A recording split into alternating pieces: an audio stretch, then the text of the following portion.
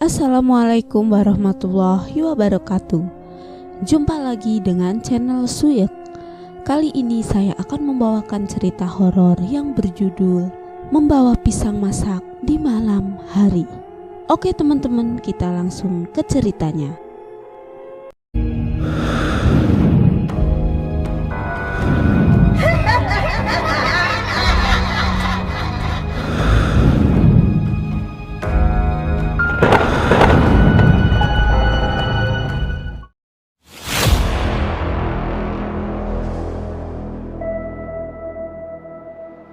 Cerita ini ditulis oleh Ani berdasarkan kisah nyata pribadinya. Pada kisahku kali ini berawal dari kami bertiga, aku dan kedua temanku yang lagi ngisi kondangan atau hajatan. Syukuran temanku yang lagi pindah rumah. Aku dan temanku sudah janjian sekitar jam 7 malam dan acara tersebut diselenggarakan malam hari. Singkat cerita, di daerahku kalau ada warga yang lagi pindah rumah itu melalui banyak proses, termasuk yang kami hadiri pada malam itu merupakan acara doanya. Kemudian dilanjutkan pada pukul 4:30 pagi. Itu dilaksanakanlah prosesi adat yang dimana temanku dan keluarganya pergi ke rumah barunya dengan membawa sejumlah buah-buahan, pisang, tebu, gula merah, dan termasuk kucing. Nah, sebagai syarat dari adat kami yang sudah turun-temurun dari nenek moyang kami, apabila melaksanakan hajatan pindahan rumah, di sini bukanlah kejadian yang sebenarnya, melainkan pada malam pembacaan doa tersebut yang kami alami ketika itu, aku berinisiatif membawa standan pisang yang sudah matang sebagai wujud kebersamaan karena tradisi kami memang begitu adanya. Entah secara kebetulan atau gimana, aku itu lupa kalau orang tuaku dan pamanku pernah memperingati aku soal jangan pernah bawa pisang malam-malam. Udah gak ada sama sekali ingatanku dan kedua temanku pun datang. Aku berpamitan pada ibuku dan kami pun berangkat. Jarak dari rumahku ke rumah hajatan itu cukup jauh dan harus melewati semak belukar di mana jalan tersebut tidak terdapat rumah penduduk alias zong. Penerangan yang kami gunakan hanyalah senter. Tapi kami tidak hanya bertiga, ada sekelompok orang tua yang hendak menuju ke acara tersebut. Namun jarak antara kami kira-kira 100 meteran gitu. Jarak antara kami dan kelompok orang tua yang akan menghadiri acara hajatan pada malam itu cukup jauh. Menurut aku, tiba-tiba suasana malam terasa sangat hening.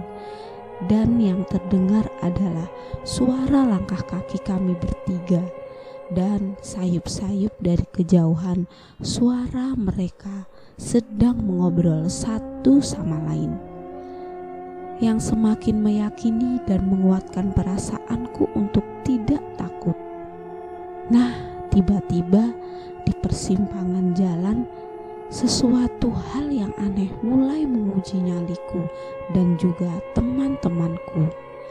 Jalan yang kami lalui akan segera melewati jembatan kayu tradisional yang menghubungkan antara desaku dan desa sebelah sekitar 50 meter lagi menuju jembatan. Nyali kami bertiga mulai diuji ketika langkah kaki kami berpijak pada alas jembatan. Oh ya, aku lupa bilang kalau keadaan pisang yang aku bawa itu porsinya gak ditutupi alias utuh gitu, dan yang membawa pun aku karena kedua temanku juga punya bawaan masing-masing. Dan begitu tiba di jembatan, dari arah bawah kolong jembatan terdengar suara desahan nafas yang sangat menggelegar. Disusul bergoyangnya dengan sendirinya pohon pisang yang ada di sekitar jembatan tersebut. Sontak saja aku dan kedua temanku jadi ketakutan yang sangat luar biasa. Dan tanpa basa-basi lagi, kami langsung lari. Belum selesai suara dan pohon yang bergoyang dengan sendirinya, kami masih saja mengalami gangguan, yaitu suara lengkingan kuntilanak semakin mendekat ke arah kami. Aku dan temanku saat itu juga menyadari bahwa ada hal yang paling dominan yang membuat keadaan tersebut makin horor, yakni ketika aku meletakkan pisang yang kubawa ke tanah karena keadaan kami sangat ketakutan dan ngos-ngosan, agak kesulitan bernapas. Perjuangan kami belum berakhir sampai di situ. Setelah menyusuri jalan yang penuh dengan suasana yang menakutkan, akhirnya kami sudah hampir tiba di rumah hajatan.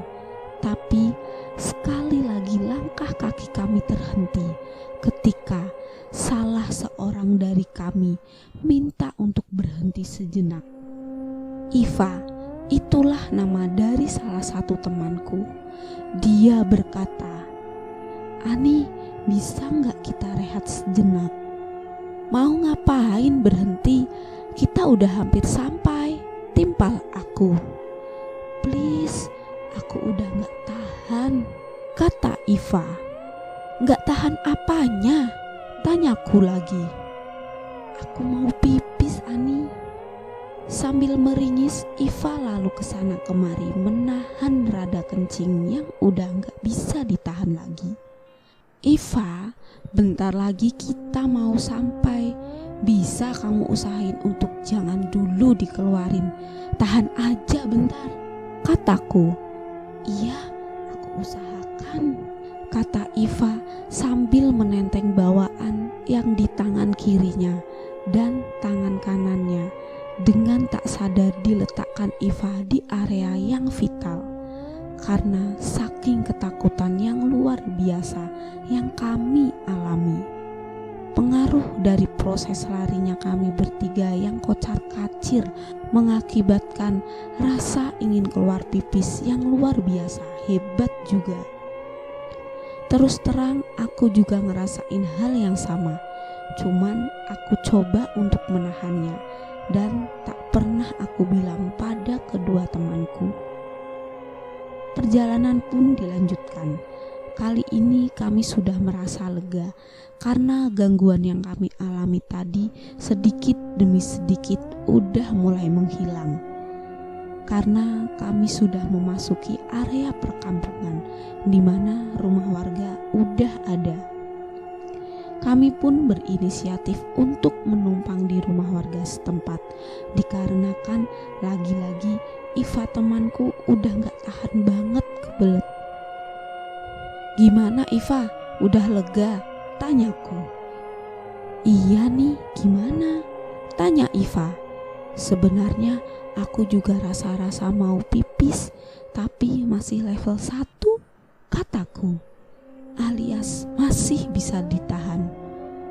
"Oh iya, dari tadi aku bilang kalau aku masih punya teman satu lagi, namanya Ruth.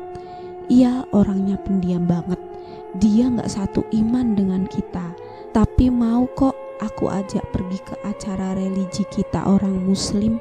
Gak masalah buatnya, karena pertemanan kami prioritaskan saling menghargai dan toleransi. Jadi itu bukan masalah buat dia." Perjalanan pun dilanjutkan dan akhirnya sampailah kami di rumah hajatan tersebut. Waktu sudah menunjukkan pukul 7:45 malam dan benar saja kami telat dikit, namun acara inti belum dimulai. "Ani, mana pisangnya?" tanya mereka berdua. Sambil mengangkat tandan pisang itu, aku perlihatkan pada mereka. "Ini," kataku. "Loh, Kok bisa? Apanya? Tanyaku. Coba lihat dengan jelas nih pisangmu. Di sini, percaya atau tidak, aku bilang yang sebenarnya, bahwa kulit pisang yang aku bawa sebagian warnanya menghitam seperti gosong gitu. Padahal dari awal aku bawa pisang itu gak begitu, mulus, kuning, dan sempurna. Ya Allah, cobaan apa lagi ini? Tapi apa boleh buat, tetap saja aku meletakkan pisang standan di bagian dapur temanku, sambil aku beritahu pada mamanya pisangnya sudah aku letakkan di dalam. Kami dipersilahkan duduk dan acara pun dimulai, dibuka dengan bacaan doa, dan tiba saatnya untuk santap bersama. Singkat cerita, acara pun selesai. Kami berpamitan pulang. Lagi dan lagi, Iva temanku rewel. Ani, jangan dulu buru-buru. Kali ini kita bertiga harus pulang bersama-sama rombongan. Aku gak mau kejadian tadi terulang kembali. Setidaknya ada orang tua yang jadi teman sekaligus pelindung kita, kata Iva. Terus aku merenung sambil bergumam, benar juga. Tapi rombongan orang tua yang kami tunggu belum juga bubar dari dalam rumah, alias masih ngobrol satu sama lain.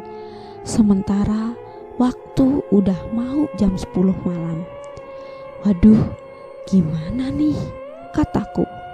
Iva, kalau kita nunggu mereka pasti akan lama. Mending kita bertiga duluan aja, tapi jalannya pelan-pelan supaya mungkin mereka bisa nyusul kita. Gitu kataku. Ani? Tiba-tiba si pendiam Ruth nyolot. Mending tunggu aja, aku masih takut. Gak bisa, kataku. Kita harus pulang duluan. Kalau gini keadaannya, mau sampai jam berapa nungguin mereka? Yang ada kita mau lewat tengah malam tuh di jembatan angker, kataku. Ayo teman-teman, gak usah takut. Yang harus kita lakuin adalah kuatkan keimanan kita. Jangan lupa berdoa, jangan kosongkan pikiran. Berdoa menurut keyakinan kita, kataku, sambil memberi semangat kepada mereka berdua agar tidak cemas dan takut.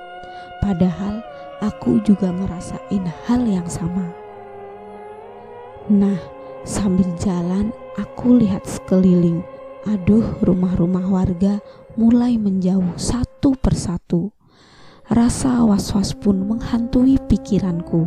Sesekali aku tengok ke belakang, moga aja ada beberapa orang tua yang nyusul kami.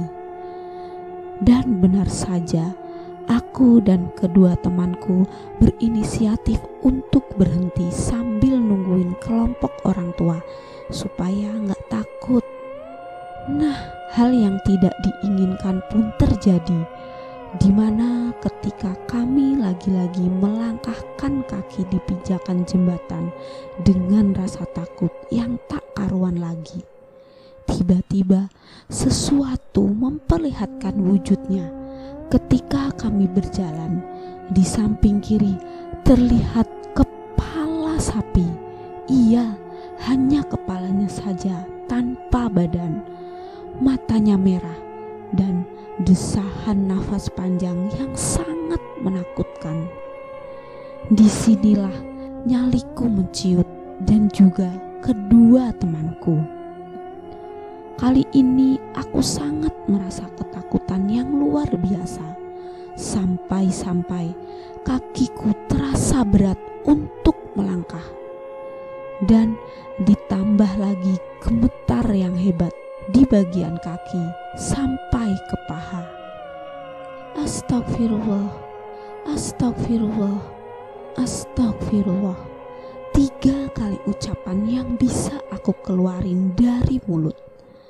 Sempat ingin baca doa ayat kursi dan doa pendek lainnya, Tapi apa daya, mulutku seolah-olah terkunci saking takutnya. Dan bukan hanya kami bertiga yang lari dan melihat hal tersebut, mereka para orang tua pun turut lari bersama kami. Pasalnya, wujud tersebut muncul secara tiba-tiba dan di hadapan kami langsung. Ditambah lagi keadaannya minim penerangan, hanya mengandalkan senter masing-masing. Jantungku berirama sangat kencang, dada berdegup sangat hebat, di mana saat itu aku merasakan puncak ketakutan yang luar biasa sekali. Selesai. Oke teman-teman, sekian cerita dari saya. Wassalamualaikum warahmatullahi wabarakatuh. See you next time. Bye.